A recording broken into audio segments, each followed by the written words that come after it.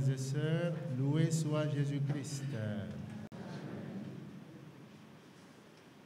Nous sommes dans la joie, en ce sens que nous célébrons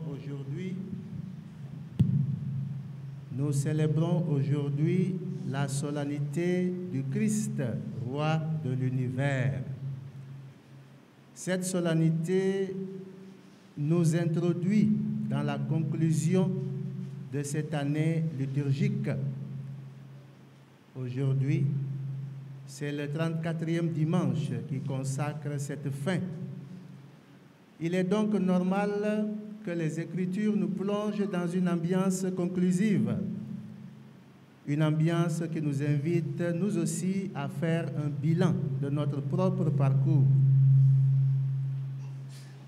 Le Christ, roi de l'univers, nous est présenté aujourd'hui sous différentes caractéristiques. En plus d'être le roi de l'univers, nous avons constaté à travers les lectures que c'est un roi tout particulier, parce qu'il est aussi berger, parce qu'il est aussi le pasteur par excellence, qui prête une attention particulière à ses brebis.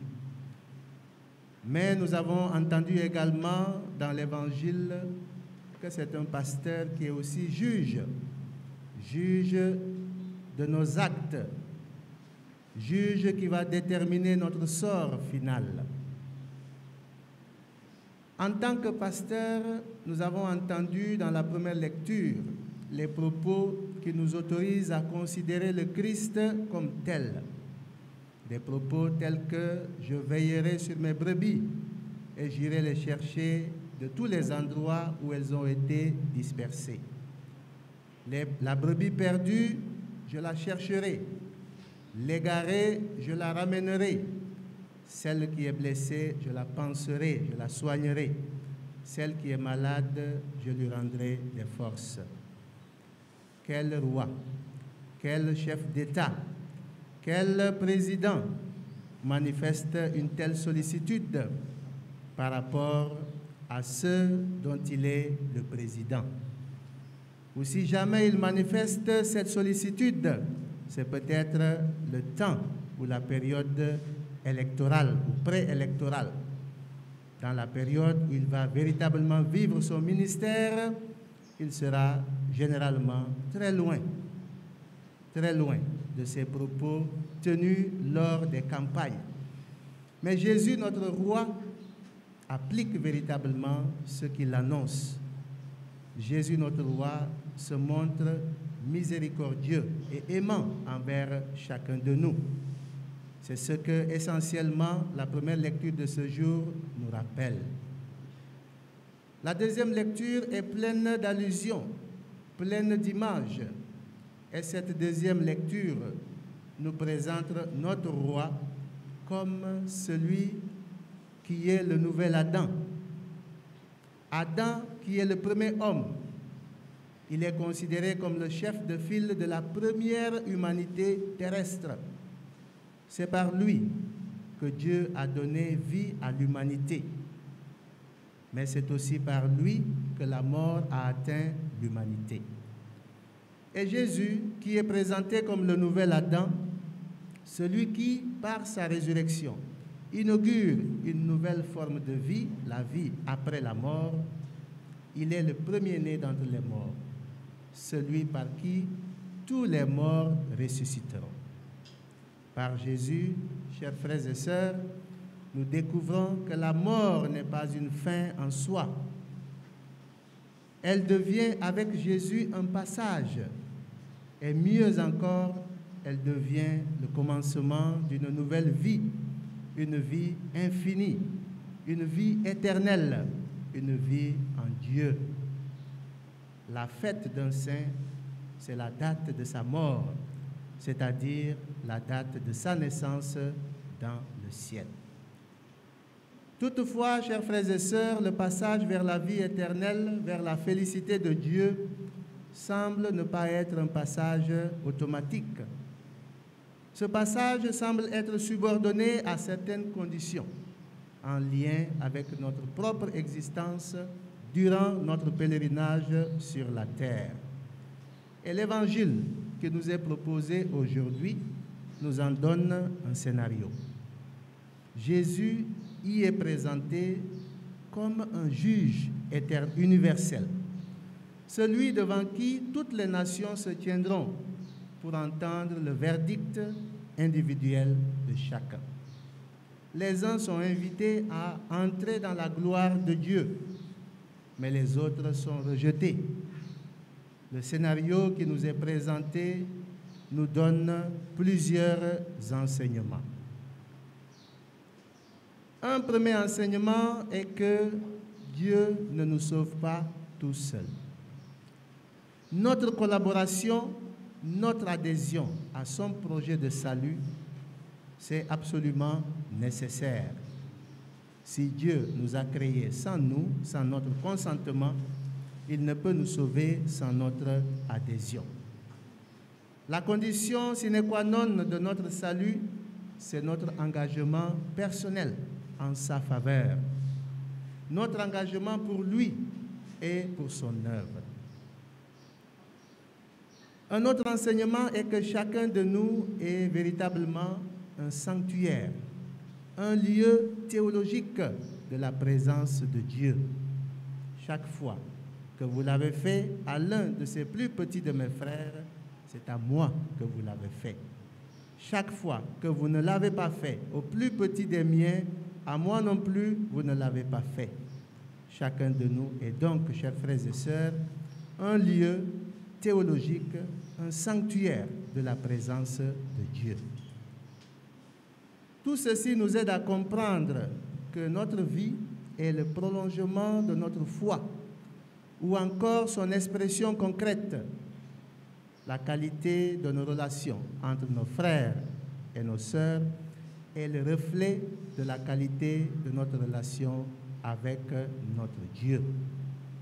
On ne peut séparer, on ne peut opérer une distinction radicale entre notre foi et son prolongement dans la vie sociale. Notre foi ne saurait donc se limiter, chers frères et sœurs, à une simple expression théorique. Notre foi doit certainement s'extérioriser par des actes sacramentels, c'est-à-dire par la fréquentation de l'Eucharistie, par la fréquentation du sacrement de réconciliation, etc. Notre foi ne peut rester uniquement théorique. Elle doit se voir à travers un engagement concret. Notre foi également doit se constater à travers des actes de piété précis. Par exemple, prière personnelle, différentes formes de dévotion, dévotion mariale, dévotion au Sacré-Cœur, etc. Ces actes de piété rendent également visible et constatable notre foi.